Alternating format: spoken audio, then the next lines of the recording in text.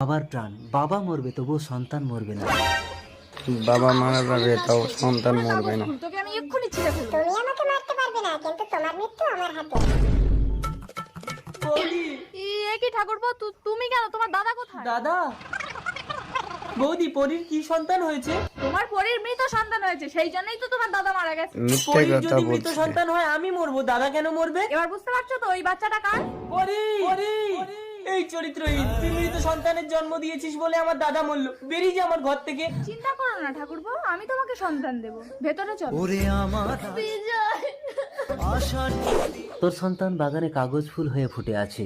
যদি কোনোদিন অচিনপুরের রাজকন্যা এসে স্পর্শ করে তবেই সে মানুষ রূপ নেবে। আমার সন্তান বাগানে।